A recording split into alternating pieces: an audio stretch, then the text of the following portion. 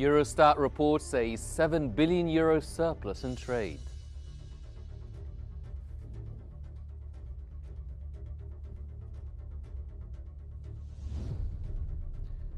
US home builder sentiment hits 2.5-year low.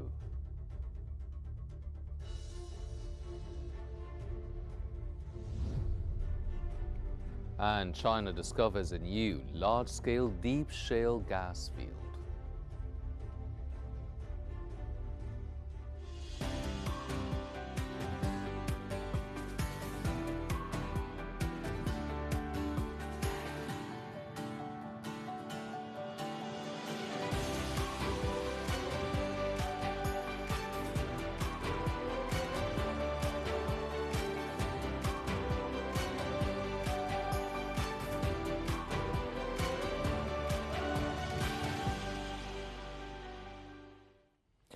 You're watching Q News, and this is the Economic Bulletin with me, Henny Saif, and we'll start off with Europe, where Eurostat has reported a €7 billion surplus in trade in goods with the rest of the world in June 2025, compared to more than €20.7 billion in June 2024.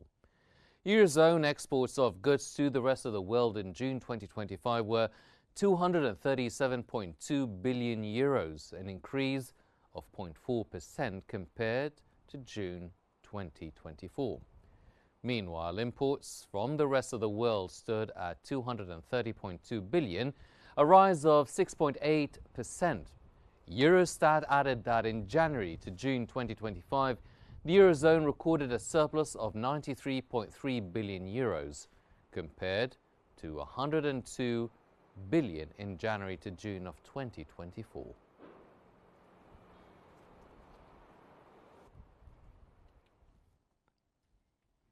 A German government spokesman has stated that the United States would have to follow through on agreed lower tariffs on Europe-made cars before a wider agreement on trade can be finalized in writing. He reiterated that car tariffs must be reduced quickly, as had been agreed. The spokesman also mentioned Germany's awareness of the considerable burden on the export-oriented economy. He further affirmed commitment to continuing to fully support the European Commission in this process.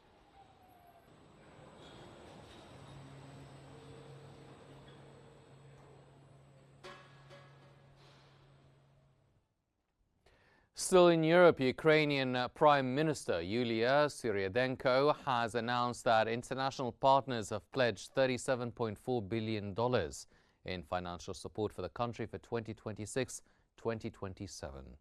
In a statement on X, Syriadenko also noted that an International Monetary Fund mission is expected soon, and it is highly likely that a new program will be established.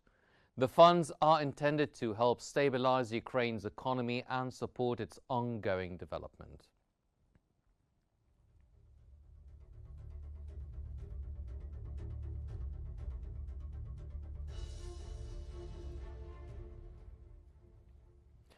For better understanding, we're joined from Paris by the director of the EU ASEAN Centre and former World Bank advisor, Mr. Meher Nicholas Fursley. Mr. Fursley, welcome to the Q News Economic Bulletin. What factors have contributed to the Eurozone achieving a €7 billion surplus in international trade in goods recently?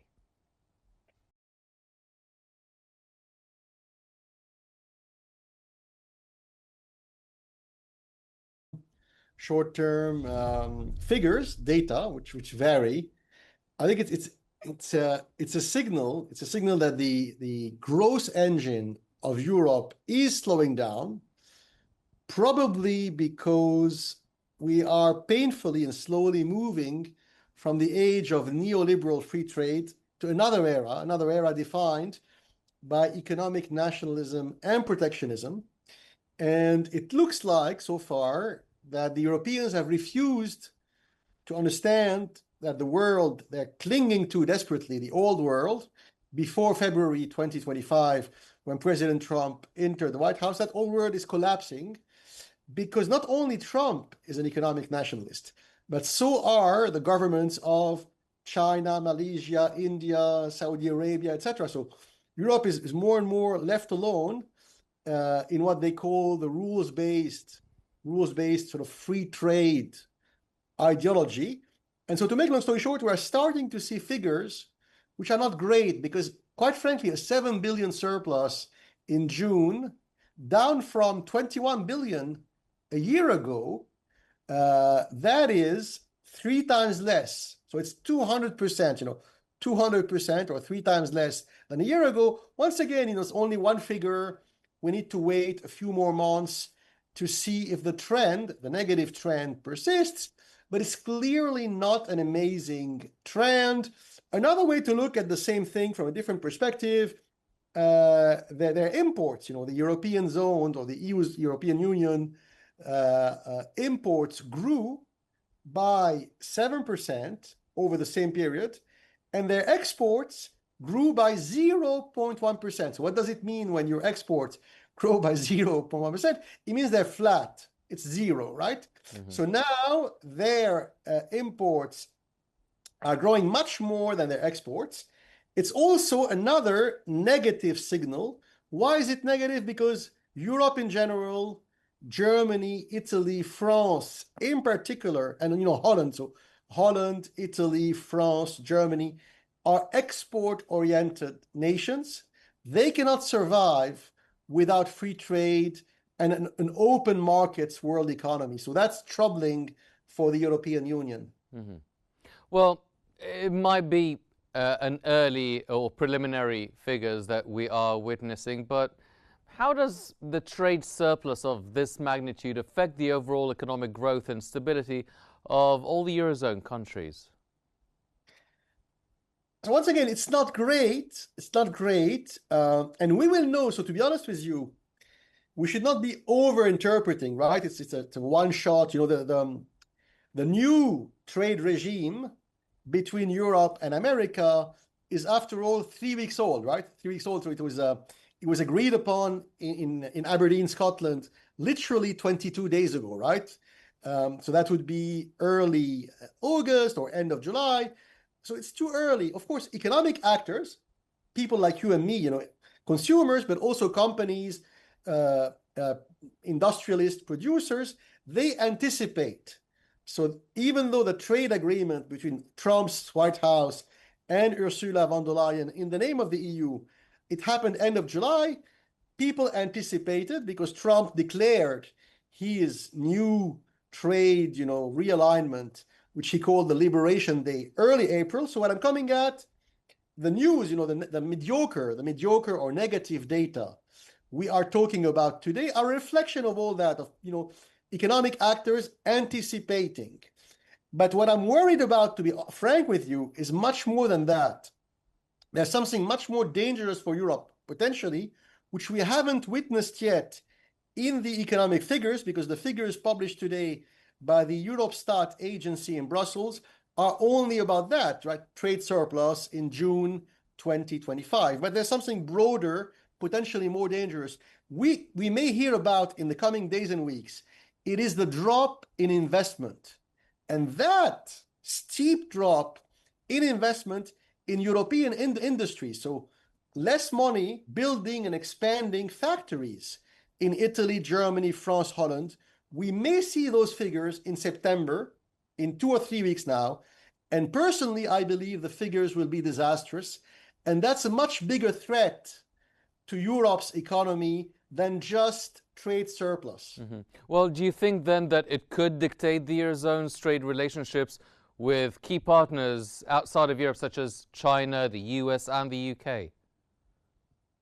Yes, potentially, because Europe, the problem is, they're now, like once again, 7-8 months ago when Trump entered the White House, the world moved to a new era, the age of geoeconomics. What is geoeconomics? Very simply, it means that the old ways, the old rules, the idea that on the one hand, you have diplomacy and foreign affairs and military issues, and on the other hand, completely separated commerce, trade, tariffs, that notion, that European worldview collapsed completely. So now with Trump and with China, there is the idea that they are all unified, weaponized, transformed into weapons. So trade, tariff, investment, commerce, all that is becoming geoeconomic weapons in the hands of the American and the Chinese governments, and the Europeans don't know how to play that game. They are lost. So that is what worries me, because, for example, today the German foreign minister, he made a very aggressive, crazily aggressive speech in Berlin, insulting the Chinese government and Chairman Xi Jinping, accusing, out of the blue, without proof, accusing, China of bankrolling and funding Russia's war effort in Ukraine. Now, you don't do that if you're smart, because if you're smart, in the age of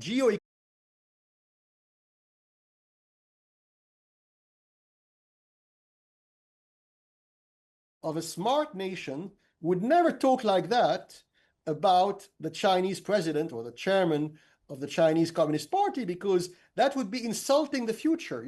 If you care about the national interest of German industry, German finance, you don't make such declarations about China. So the fact that that foreign minister, his name is Johann what a fool, right? Yes. The name itself is funny, but Johann what a fool made a very foolish statement today in the name of the whole German government, and it's not a good sign. It means that they still don't want to understand that we have entered the age of geoeconomics. Mm-hmm. Well, speaking of Germany, one of the leading countries in the automotive industry now, with the US commitment to lower tariffs on Europe's made cars, do you think it will influence the broader trade negotiations then between the US and the EU? It's a respite. So frankly, what the Europeans got 3 weeks ago in Aberdeen is a respite. So it's something that will hold for 3 months or 6 months or 1 year. And the moment Trump decides that it no longer suits him, he will come back and hit them harder. So that is the problem, because once you make a concession, and what they did in Aberdeen was a big mistake, because Ursula von der Leyen made a lot of concessions in just 1 hour.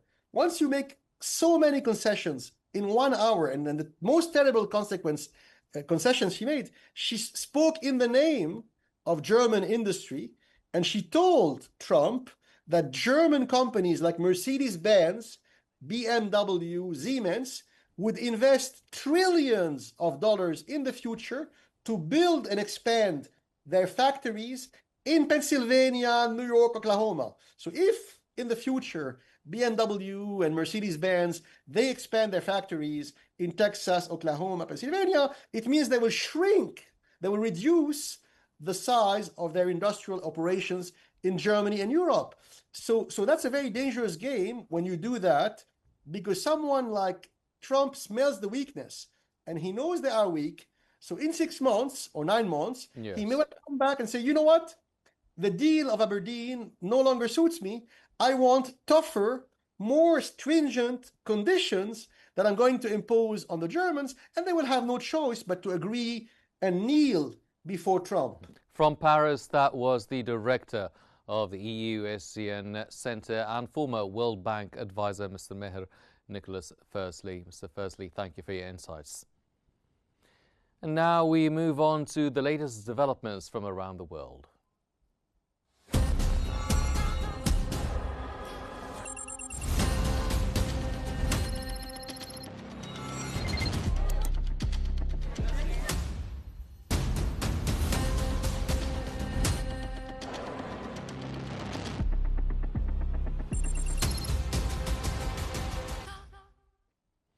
In North America, the U.S. home builder sentiment has unexpectedly declined in August, returning to its lowest level since December 2022. The National Association of Home Builders Wells Fargo Housing Market Index dropped to 32 from 33 in July, missing expectations for an increase to 34. The report highlighted ongoing struggles for the housing market. Over a third of residential construction firms are cutting prices, and roughly 2/3 are offering incentives to attract buyers who have been sidelined by high mortgage rates and economic uncertainty.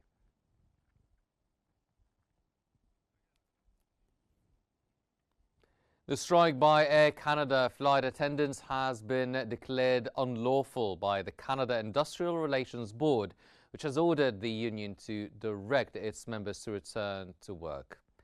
Despite the ruling, the Canadian Union of Public Employees, representing 10,000 flight attendants, has vowed to continue its walkout and is challenging the order in federal court. The ongoing strike has led to the cancellation of flights for an estimated 130,000 passengers per day and has forced the airline to suspend its financial outlook for the quarter. Air Canada has called the union's defiance illegal, while the union argues the government's intervention is an unconstitutional attack on workers' rights.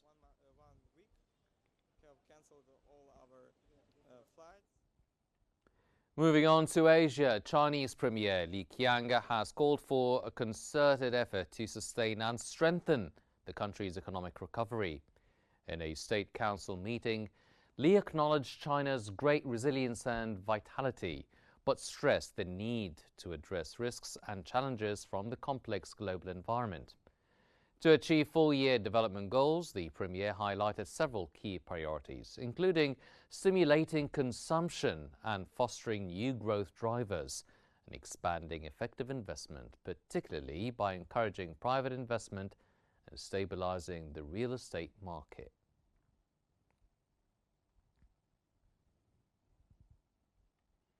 Government data has shown that Singapore's non-oil domestic exports fell 4.6% in July from the same month a year earlier, as shipments to the United States plunged by more than 42.7%. The July contraction in main exports to the U.S.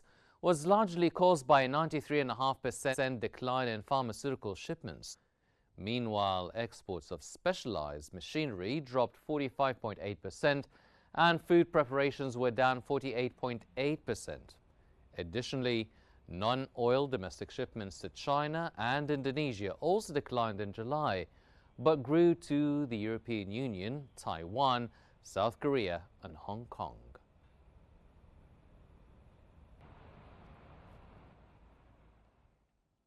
India's Statistics Ministry has revealed that the unemployment rate fell to 5.2% in July from 5.6% in the previous month, as rural hiring picked up ahead of the festival season and on agricultural activity. It added that the jobless rate among those aged 15 years and above in rural areas fell to 4.4% in June, while it rose in urban areas to 7.2%. However, among urban youth aged 15 to 29 years, unemployment increased to 19% in July.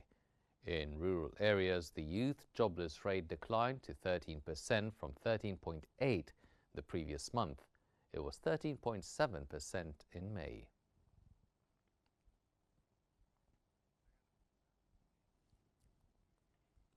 Reuters has reported that India is set to implement a major reform of its goods and services tax system, with plans to significantly lower taxes on small cars and insurance premiums.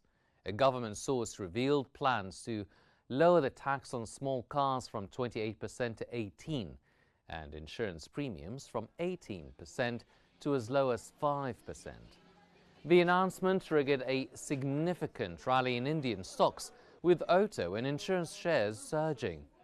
The reform aimed at boosting domestic consumption could take effect as early as October.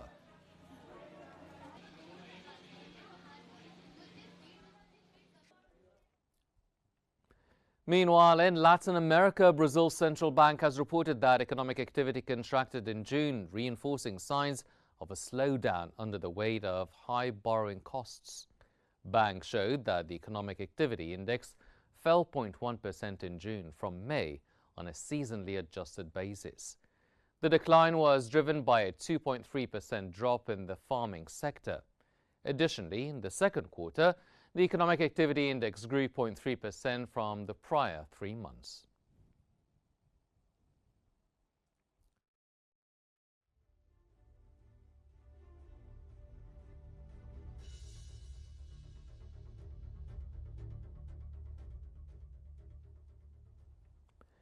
Moving on, data from exporters associations, GPEX, has shown that Côte d'Ivoire's cocoa grind fell sharply in July, dropping 31.2% year-on-year to 39,301 metric tons.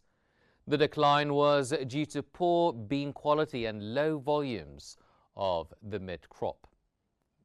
The cumulative grind for the 2024-2025 season, October to July, is 515,055 tons, a 4% decrease from the previous season. Furthermore, cocoa bean arrivals at the country's main ports between April 1st and August 17th were down 30% year-on-year, reaching only 350,000 tons. GPEX also reported that grinders have no stocks and will need to replenish them to resume normal operations during the main harvest.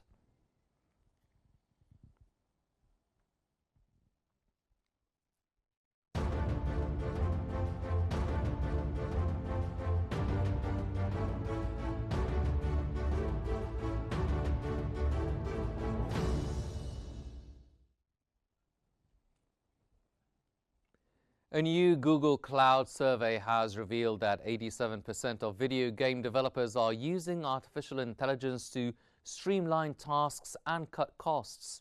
The report, which comes after a wave of industry layoffs, found that most developers are using AI to automate repetitive work, allowing them to focus on more creative tasks. However, the use of AI remains a contentious issue, with concerns over potential job losses and intellectual property rights still widespread.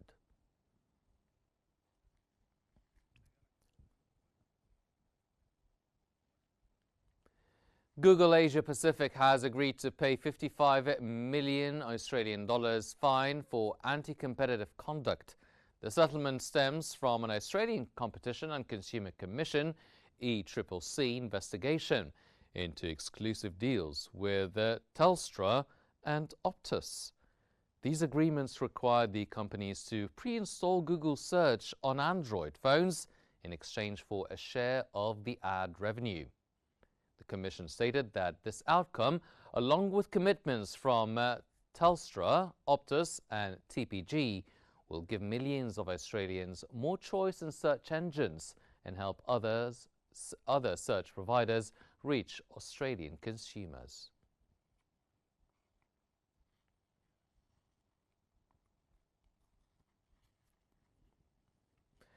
Google and Kairos Power have selected Tennessee as the site of an advanced nuclear power plant that is expected to supply electricity to the big tech companies' data centers in the U.S. Southeast starting 2030. The deal would support 500 megawatts of advanced nuclear capacity, which is enough to power about 350,000 homes, to be developed by California-based nuclear company Kairos.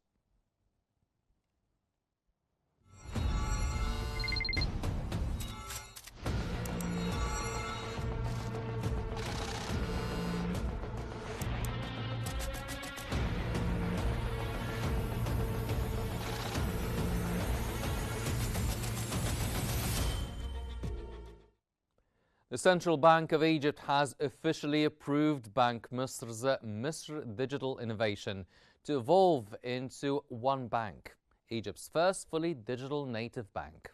The bank is set to begin operations in 2026. The launch of One Bank is a key step towards advancing Egypt's digital economy and promoting financial inclusion. While Misr Digital Innovation received preliminary approval in May 2024 with an initial launch goal of late 2024, the timeline was pushed back.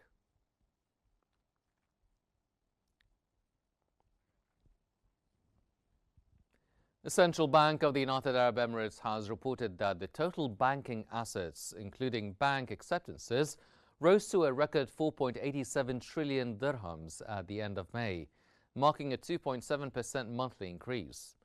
The total credit increased by 1.5% to 2.25 trillion dirhams by the end of May. This growth was driven by a rise in both domestic and foreign credit. Domestic credit saw a 2% increase in the government sector, although credit to non-banking financial institutions went down by 2.5%. Total bank deposits also saw a monthly increase of 1.8%, surpassing 3 trillion dirhams at the end of May.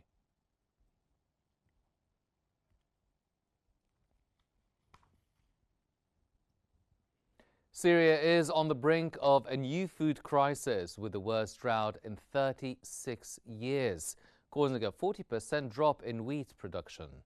According to the United Nations World Food Programme, nearly 3 million Syrians could face severe hunger. It stated that more than half of the country's population of about 25.6 million people are already grappling with food insecurity. The severe drought exacerbates the challenges for the Syrian government, which is already struggling with a lack of liquidity and the economic fallout from years of conflict.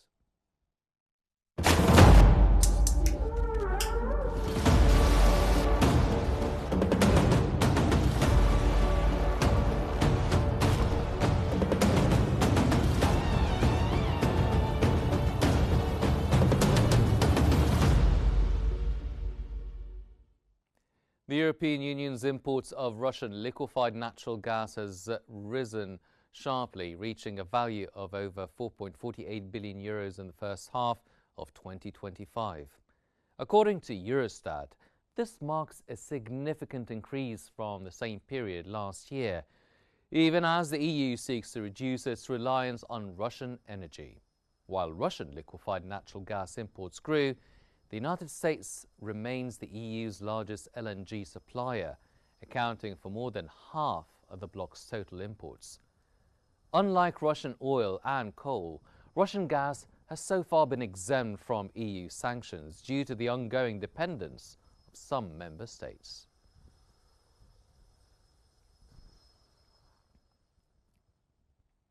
The Financial Times has reported that the United Kingdom has generated more electricity from solar installations so far this year than it did in all of 2024.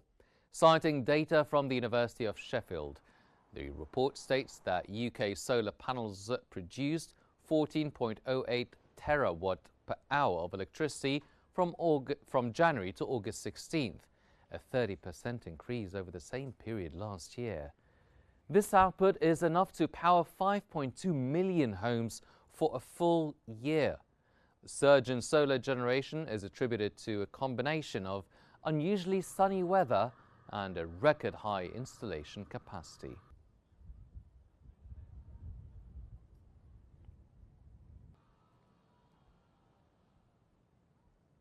China's state-owned energy giant SINOPEC has announced the discovery of a new large-scale deep shale gas field in the Sichuan Basin.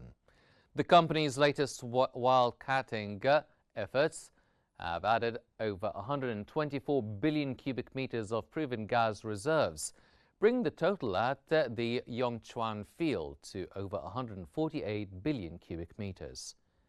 The Ministry of Natural Resources, China's upstream watchdog, has confirmed the discovery. This landmark discovery bolsters China's domestic energy security and marks a significant achievement in deep strata shale gas exploration.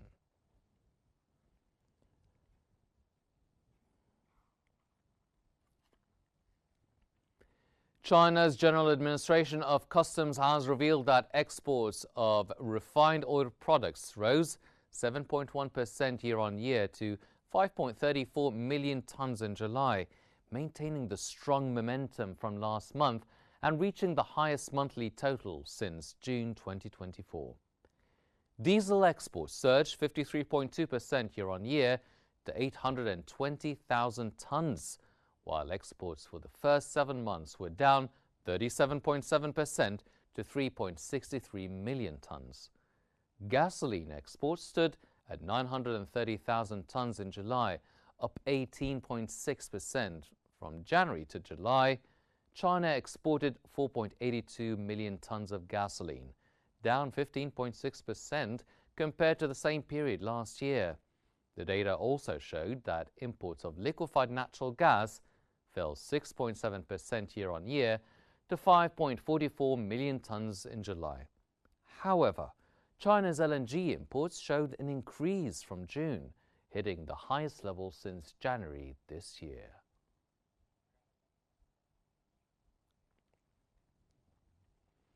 And in the global markets, stocks were mixed on Monday as European and the US declined, while Asian markets were mostly up.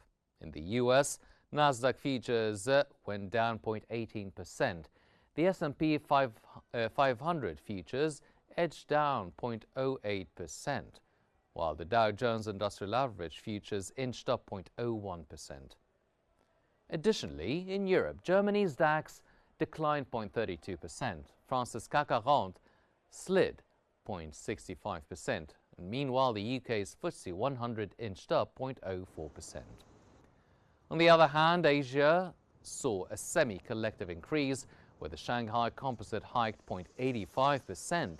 The Nikkei 225 also rose 0.77%, while the Hang Seng Index plunged 0.37%.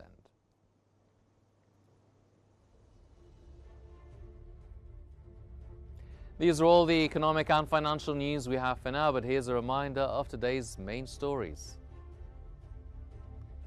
Eurostat reports a €7 billion surplus in trade. US home builder sentiment hits 2.5-year low.